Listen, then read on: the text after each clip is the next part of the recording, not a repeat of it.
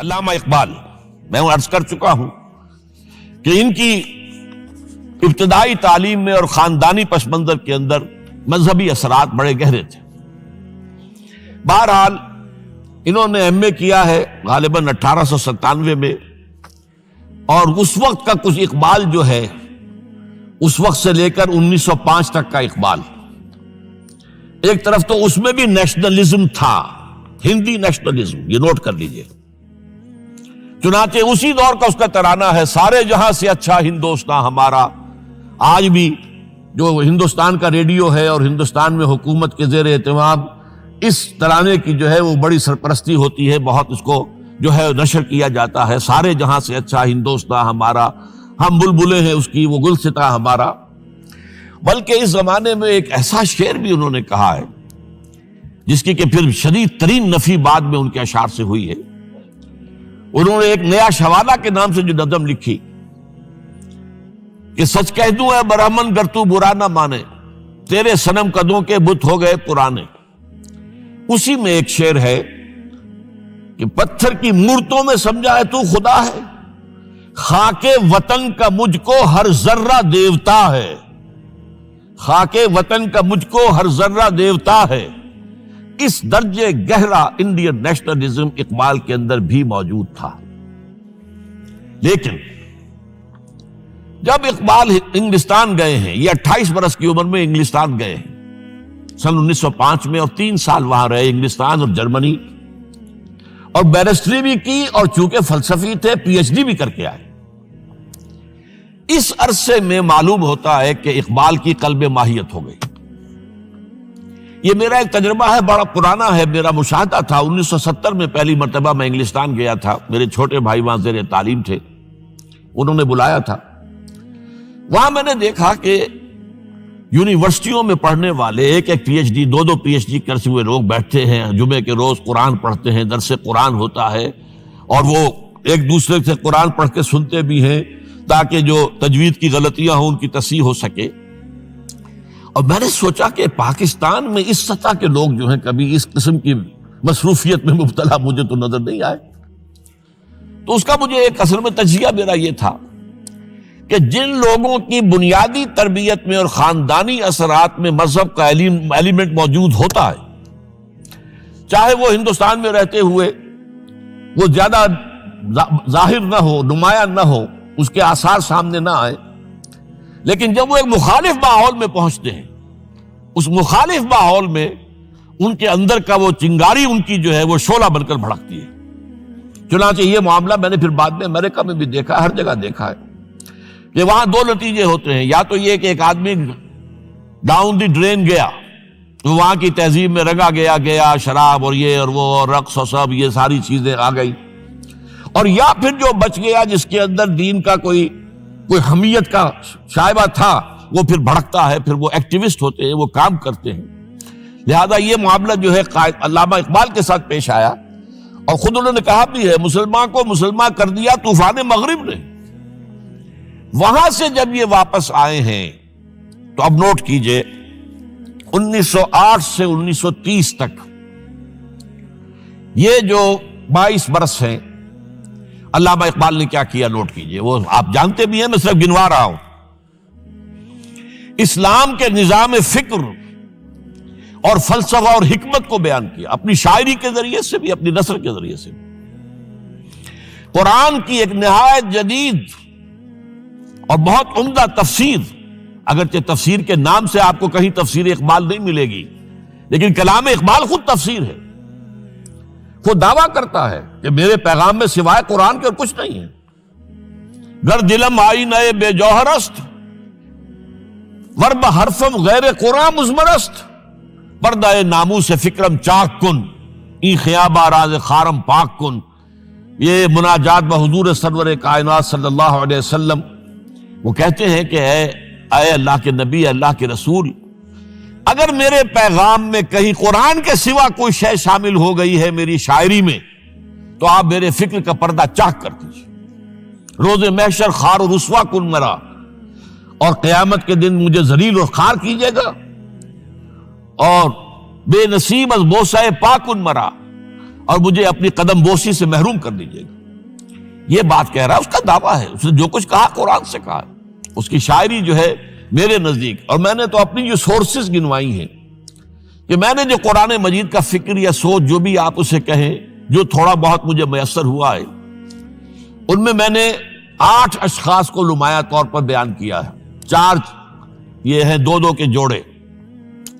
2 ابوین ہیں، ابو الکلام ابو العلا مودودی، ابو الکلام آزاد. 2 دکترین ہیں، doctor Iqbal, doctor Rafi الدین. 2 شیخین ہیں، شیخ الہند مولانا محمود حسن، جن کا ترجمہ ہے قرآن مجید کا، اور اس پر حواشی ہے شیخ الاسلام شبیر احمد عثمانی کی. 2 ہی عین مولانا فراہی اور مولانا اصلاحی، جنہوں نے قرآن مجید کے مضامین کے اندر جو اندرونی نظم ہے اسے واضح کیا. علامہ اقبال میری ایک بہت بڑی سورس ہے، بلکہ سب سے زیادہ گہرا اثر مجھ پر جو ہے بچپن سے جو ہوا ہے وہ تو علامہ اقبال کا ہے. 5ویں جماعت کا طالب علم تھا جب ان کا یہ شعر میرے ذہن میں کہیں چپک کر رہ گیا ہے، جواب شکوہ کا: وہ زمانے میں معزز تھے مسلمان ہو کر، اور تم خار ہوئے تاریک قرآن ہو کر. پھر علامہ اقبال نے مغربی فکر پر شدید تنقید کی، بہت بڑا ناقد، اور خاص طور پر مغربی تہذیب جو ہے اس کی نفی کی. یہ سارا کام کیا، اور اس سب سے بڑھ کر وہ تجدید ملت اسلامی کا علمبردار برکت سامنے آیا. اس نے خوشخبری دی کہ دنیا میں اسلام کے غلبے کا دور آنے والا ہے. ملت اسلامیہ جو اس وقت دبی ہوئی ہے، پسی ہوئی ہے، پوری دنیا میں پامال ہے. آپ کو معلوم ہے کہ پہلی جنگ عظیم کے بعد کیا صورت ہو گئی تھی؟ سلطنت عثمانیہ کے جب دھجیاں بکھیر دی گئی، اور کولونیل امپیریلزم جو ہے پورے عالم اسلام پر حکمران تھا، پورا عالم اسلام جو ہے محکوم. اگرچہ یہ دبے ہوئے ہیں، پسے ہوئے ہیں، گرے ہوئے، لیکن ان کا دوبارہ غلبہ ہوگا، یہ ابھریں گے. ملت اسلامیہ کی تجدید ہوگی، اسلام کی نشأت ثانیہ ہوگی، اسلام کے روشن مستقبل کے مبشر بن کر علامہ اقبال سامنے آئے. اور ایک اور جو بہت بڑا کام کیا وہ وہی وطنی قومیت کی شدید نفی، بلکہ شدید کا لفظ بھی کافی نہیں ہے، شدید ترین نفی کی ہے. اس لیے کہ اس وقت وطنی قومیت جو ہے اس وقت مسلمانوں کو اپنے اندر انگلف کرنے کے لیے پوری قوت کے ساتھ زور لگا رہی تھی. میں نے علامہ اقبال کے حوالے سے جو باتیں کی ہیں کہ احیاء فکر اسلامی اور تجدید ملت اسلامی، اس کے ساتھ ساتھ ہندوؤں میں کیا ہو رہا تھا اس دور میں، ان کے ہاں بھی ان کی مذہبی تجدید کا عمل بڑی شدت کے ساتھ شروع ہوا. اس میں بھی چند ناموں کا میں تذکرہ کرنا چاہوں گا. بنکم چٹرجی، اس نے بندے ماترم کا یہ جو ترانہ ہے آج بھی بھارت کے اندر مجبور کیا جا رہا ہے مسلمانوں کو بھی کہ وہ بھی اسکولوں کے اندر یہ ترانہ پڑھیں، اور ابھی مسلمان رجسٹ کر رہے ہیں. اس میں وہ زمین کی بندگی، بھارت ماتا ہم تیرے بندے ہیں. اور یہ جو ہے ہندو رینائسنس کا ایک بہت بڑا جو ہے یوں سمجھیے کہ علم بردار. پھر دوسری شخصیت سامنے آئی، راجا رام موہن. یہ شخص بہت بڑا فاضل، بڑا عالم، 10 کے قریب زبانیں جو ہے ان کا ماہر، جس میں یورپینز بھی اور ایسٹرن بھی. پھر یہ کہ یہ مسلمانوں کا ہمدرد بن کر آیا. انگریز نے جب یہاں پر ان کے پادریوں نے تثلیث کی تلقین شروع کی ہے تو آئینہ توحید کے نام سے اس نے کتابچہ لکھا اس کی نفی کے لیے. اس حوالے سے یہ کچھ ایسی شخصیت بننے کی کوشش کر رہا تھا کہ مسلمان بھی اس کو قبول کریں. اور اس کے بعد پھر اس نے برہمو سماج کے نام سے ایک ادارہ قائم کیا. یہ وہی تھا کہ جو اس سے پہلے اکبر نے جو فلسفہ دیا تھا دین الہی، بھئی اللہ کا معاملہ کرو، صرف اللہ کو سب مانتے ہیں، صرف نام ہے مختلف ہے. کسی نے کوئی نام رکھ دیا، کوئی مہادیو کہتا ہے، کوئی کچھ کہتا ہے، کوئی گاڈ کہتا ہے، سب خدا کو سب مانتے ہیں. یہ جو رسالت کا معاملہ ہے اور شریعت کا معاملہ ہے، یہ فساد کی جڑ ہے. رسالت کی بنیاد پر شریعتیں مختلف، عبادتیں مختلف، ذرا اس کو پیچھے ڈالو. تو دین اکبری یا دین الہی اس کا نام تھا. اس کے اندر بھی در حقیقت کوشش یہ تھی کہ تمام مذاہب کو ایک ہاون دستے میں ڈال کے اور اس کو کوٹ کے اور چھان پیس کے ایک صفوف بنا کر ایک کامن مذہب ہندوستان کا وجود میں لایا جائے. بہرحال اس وقت اللہ تعالیٰ نے کھڑا کیا ہے حضرت مجدد الفسانی رحمۃ اللہ علیہ کو کہ جنہوں نے اس فتنے کی سرکوبی کی. اس نے بھی مجلس ایزدی کے نام سے ایسا ہی ادارہ شروع کیا، اور یہ گویا کہ ٹھنڈی چھری کے مانند، اس لیے کہ اسلام کا دار و مدار تو رسالت پر ہے. بقول اقبال بمصطفیٰ برساں خویش را کے دی ہماؤست، اگر بہو نہ رسیدی تمام بول حبیست. اسلام کا تو سارا معاملہ، دین جو ہے اس کا سارا جو مدار دار و مدار ہے وہ رسالت پر ہے، نبوت پر ہے، اسی پر شریعت کا سارا دار و مدار ہے. رسالت سے کاٹ دیجئے، حدیث سے کاٹ دیجئے، سنت سے کاٹ دیجئے، تو پھر قرآن کو پھر موم کی ناک بنا کر جو چاہیں آپ تعبیر کر لیں، جو چاہیں تشریح کر لیں، جدھر چاہیں اسے موم کی ناک کی طرح بوٹ کر لے جائیں.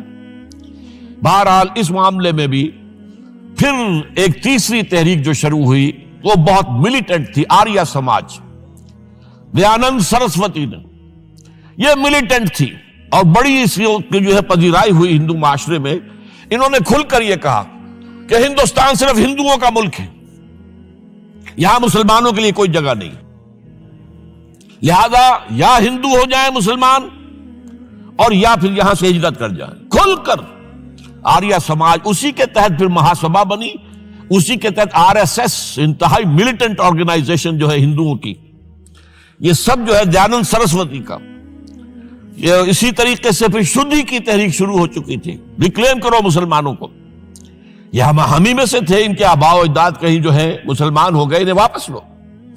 چنانچہ راجستھان کے علاقے میں جہاں بڑی جہالت تھی، مسلمانوں میں علم نہیں تھا، بس کہیں بزرگوں کے کسی زیر اثر فیض سے، کسی صوفی کے وہ اسلام تو لے آئے لیکن تربیت کا کوئی انتظام ہوا ہی نہیں، مسلمان حکومتوں نے کیا ہی نہیں، کچھ بھی نہیں کیا.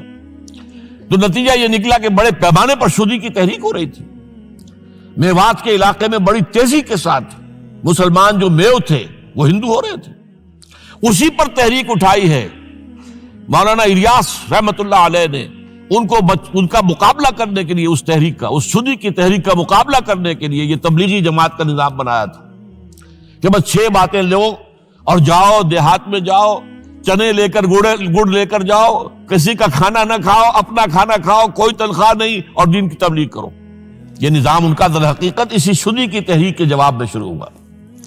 پھر سنگٹن کی تحریک شروع ہوئی کہ ہندوؤں کو سب کو جمع کر لیا جائے. اب اس اعتبار سے ذرا نوٹ کیجئے، علامہ اقبال نے جو نفی پھر وطنیت کی ہے، اتفاق سے یہاں یہ اشعار لکھے ہوئے ہیں: اس دور میں میں اور ہے، جام اور ہے، جم اور، ساقی نے بنا کی روش لطف و ستم اور، تہذیب کے آزر نے ترشوائے صنم اور، مسلم نے بھی تعمیر کیا اپنا حرم اور، ان تازہ خداؤں میں بڑا سب سے وطن ہے، جو پیرہن اس کا ہے وہ مذہب کا کفن. اب ذرا قلب ماہیت کا اندازہ کیجئے. وہی شخص جو کہہ رہا تھا کہ خاک وطن کا مجھ کو ہر ذرہ دیوتا ہے، وہ آج اس وطن کو ایک سب سے بڑا بت قرار دے کر اور اس کا قلع کما کرنے کے لیے کس قدر زوردار الفاظ جو ہے.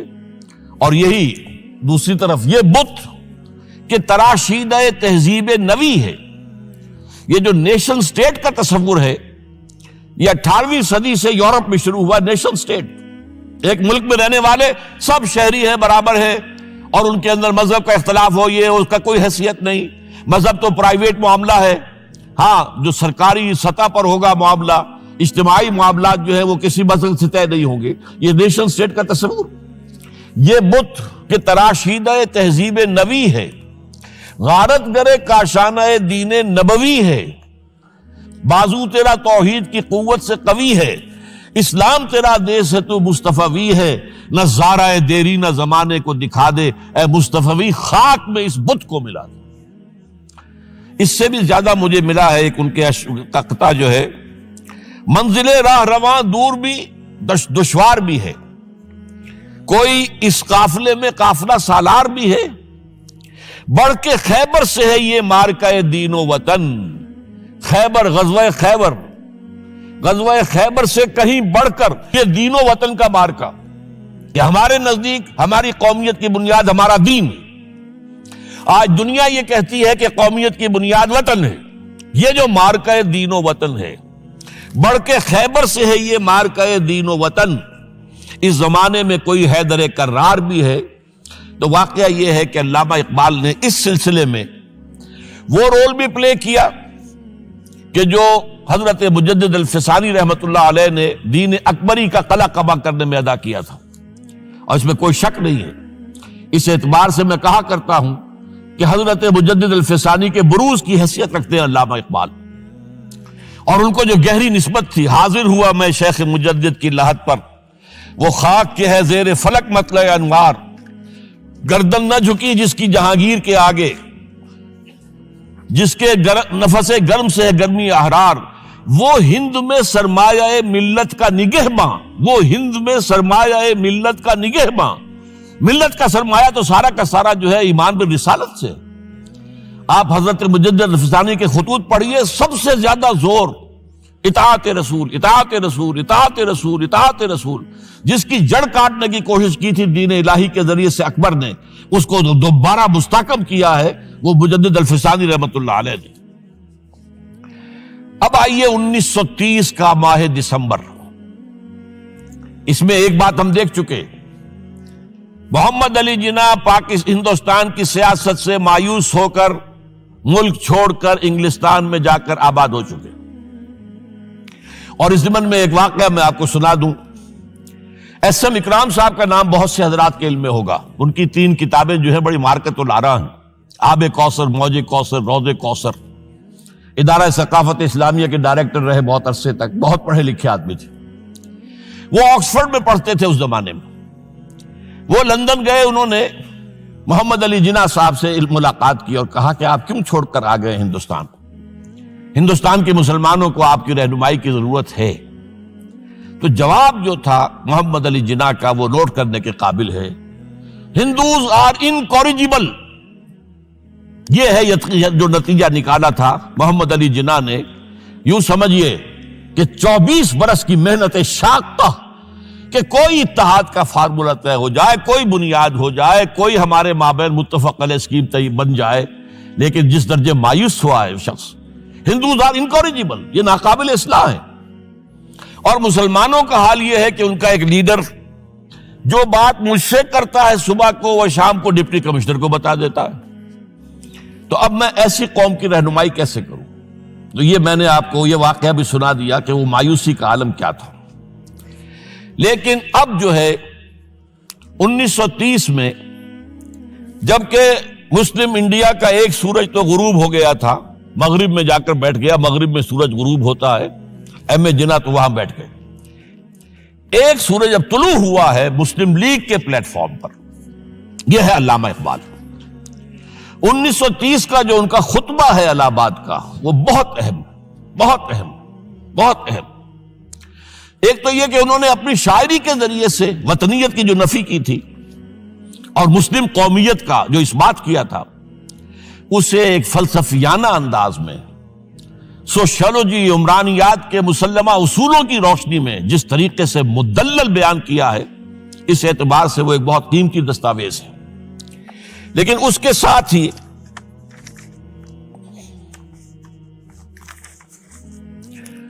انہوں نے ایک تجویز پیش کی، وہ اور یوں بھی کہیے کہ ایک پیشن گوئی کی۔ وہ پیشن گوئی یہ تھی کہ ہندوستان کے شمال مغرب میں ایک مسلمان ریاست قائم ہوگی، اور پھر یہ بھی کہا میں مطالبہ کرتا ہوں کہ وہ قائم ہو۔ البتہ اس میں بعض لوگ جو ہیں اس پر یہ تنقید کرتے ہیں کہ علامہ اقبال نے تو یہ کہا تھا I would like to see the Punjab, the Northwest Frontier Province, Sindh and Balochistan amalgamated into a single state. Self-government within the British Empire or without the British Empire. The formation of a consolidated Northwest Indian Muslim state appears to me to be the final destiny of the Muslims, at least of Northwest India. اس پہ اعتراض یہ کیا جاتا ہے کہ علامہ اقبال نے تو ہندوستان کے اندر برطانیہ کے حکومت کے اندر کے لیے تجویز دی تھی، لیکن یہ بات غلط ہے۔ اصل میں نوٹ یہ کیجئے کہ 1930 تک تو اس کا کوئی امکان ہی نظر نہیں آتا تھا کہ انگریز ہندوستان چھوڑ کے چلا جائے گا۔ تو اس وقت کے لیے ان کی تجویز یہ تھی کہ ہندوستان میں ایک صوبہ بنا دیا جائے، یہ آج کا پاکستان، یا یوں سمجھیے کہ جو کچھ عرصے پہلے 1 یونٹ بنا تھا، برٹش انڈیا میں بھی یہ 1 یونٹ کی حیثیت سے ایک سٹیٹ بن جائے، تاکہ اس علاقے میں مسلمانوں کے اندر جو کچھ قومیتی کچھ تھوڑا تھوڑا فرق ہے، کلچر کا فرق ہے، کچھ ان طرح کی چیزیں، زبانوں کا فرق ہے، تو یہ جو ہے مل جل کر ان کے اندر ایک قوم کا تصور جو ہے باقاعدہ پیدا ہو جائے۔ اسی لیے وہ کہتے ہیں I demand the formation of a consolidated Muslim state in the best interest of India and Islam۔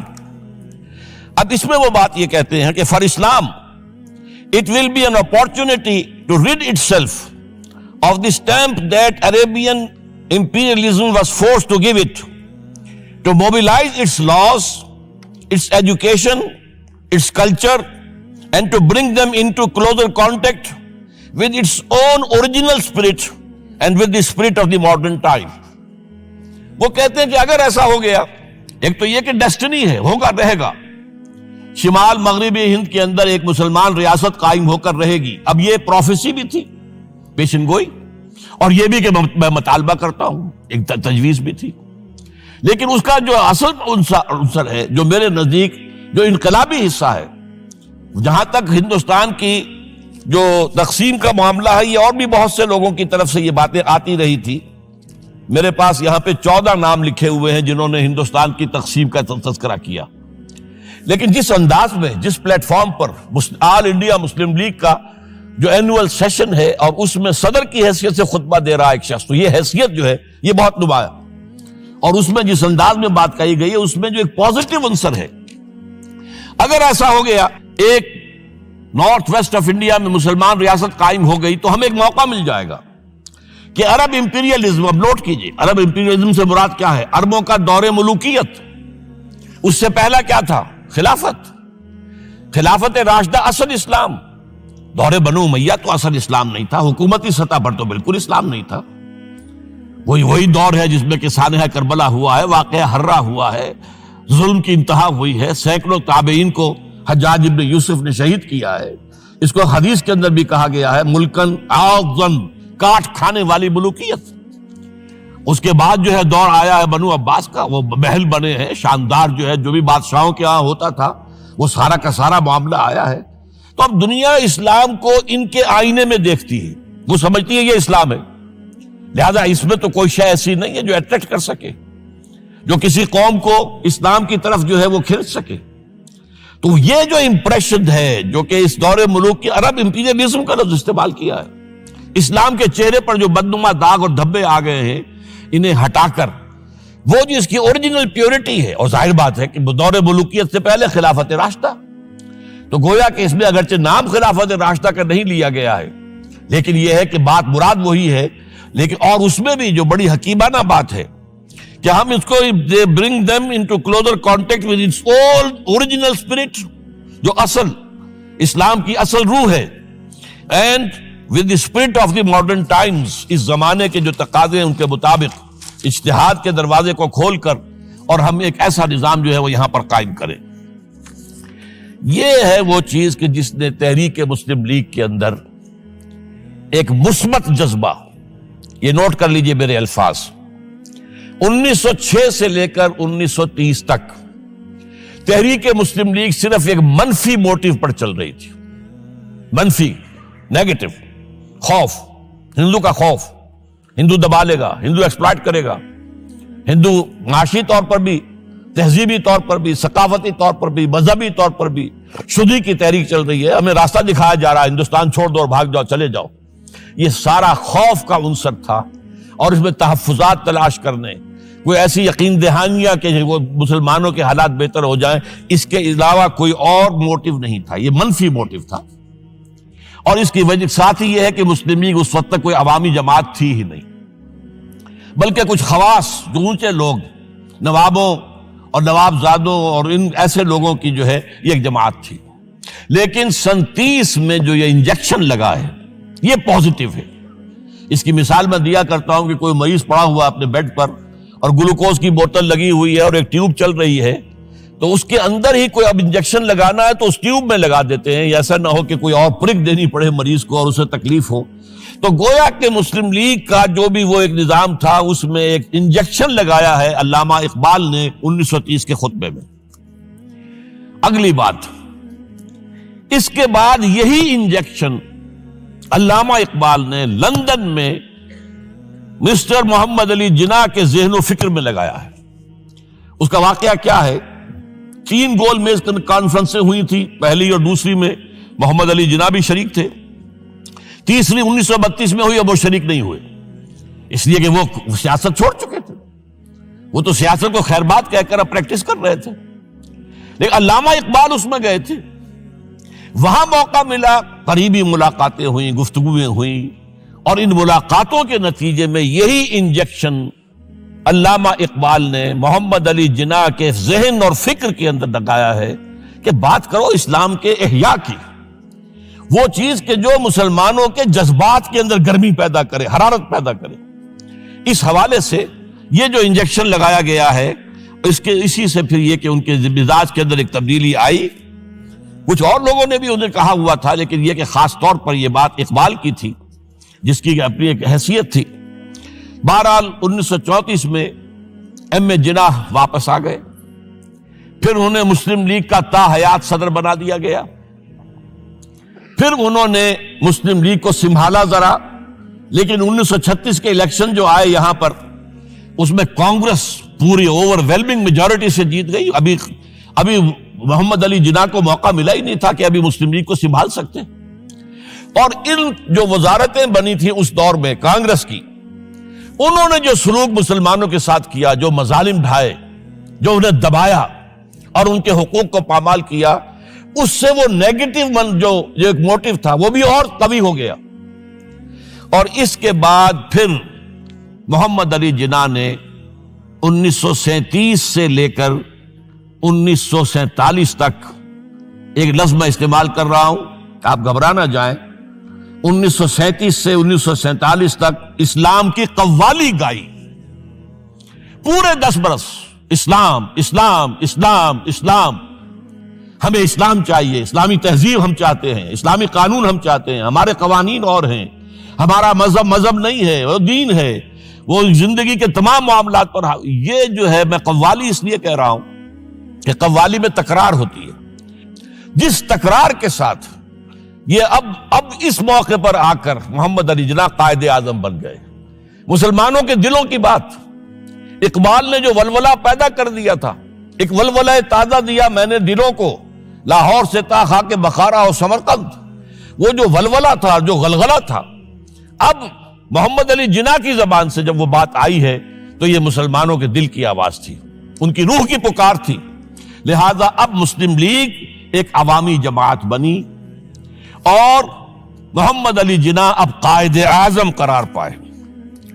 اب اس معاملے میں چاہتا ہوں ذرا، کیونکہ یہ بات نئی سی ہوگی، میرے اس تجزیے کے روح سے نظریہ پاکستان اسلام اور اسلام کا احیاء خلافت راشدہ کے مفہوم میں، اور اس کا خالق اقبال ہے، اس میں کوئی شک نہیں، قائد اعظم تک بھی یہ بات پہنچانے والا اقبال ہے، اور پھر اسی پر قائد اعظم نے عمل کیا ہے۔ تو اس چیز کو بہت سے لوگ جو ہیں آسانی کے ساتھ تسلیم نہیں کریں گے، لیکن میں یہ چاہتا ہوں کہ خود قائد اعظم نے علامہ اقبال کے بارے میں جو کچھ کہا ہے اس کی 2 کوٹیشنز آپ کے سامنے رکھ دوں۔ کلکتہ 21 اپریل 1938 کو علامہ اقبال کا انتقال ہوا۔ اس وقت کلکتہ میں ایک بہت بڑا جلسہ ہو رہا تھا فلسطین کے مسئلے پر غور کرنے کے لیے، قائد اعظم اس کے چیف مقرر تھے۔ اب یہ خبر پڑھیے، A mammoth public meeting of the Muslims of Calcutta was held on the football ground on 21st April to consider the Palestine problem. But it was converted into a condolence meeting to mourn the death of Allama Iqbal. Mr. M. A. Jinnah said that the sorrowful news of the death of Dr. Sir Muhammad Iqbal had plunged the world of Islam in gloom and mourning. Sir Muhammad Iqbal was undoubtedly one of the greatest poets, philosophers and seers of humanity of all times. Note कीजिए, one of the greatest poets, philosophers and seers, जिनको के मुस्तकबिल को देखने की सलाहियत होती है, जिनकी निगाह गाह मेरी निगाह तेज चीर गई दिले वजूद, जिसके बिना पर आबे रवाने कबीर तेरे किनारे कोई देख रहा है किसी और जमाने के ख्वाब। ये अल्लामा इकबाल ने जो कुछ देखा था इस्लाम के मुस्तकबिल के बारे में। He took a prominent part in the politics of country and in the intellectual and cultural reconstruction of the Islamic world. His contribution to the literature and thought of the world will live forever. अब आखिरी जुमला सुनिए गौर से। To me, he was a personal friend, number one, philosopher, number two, and guide, number three, and as such the main source of my inspiration and spiritual support. कोई शक इसके बाद रह जाता? और ये अल्फाज कौन कह रहा है? ये मोहम्मद अली जिन्ना है। लफ्फाज आदमी नहीं है वो कोई शोला बयान खतीब जो अल्फाज जो है उसके अब्बार लगा दे, नहीं, जो एक एक लफ्ज वकील, बहुत बड़ा वकील, एक एक लफ्ज जो है तोल कर बोलने वाला, उन्हें क्या करार दिया? तो खुद तस्लीम किया। दूसरा मैं और दे रहा हूं, यह सन 40 में इकबाल डे मनाया गया था। अब इसमें क्या कहते हैं कायदे आजम?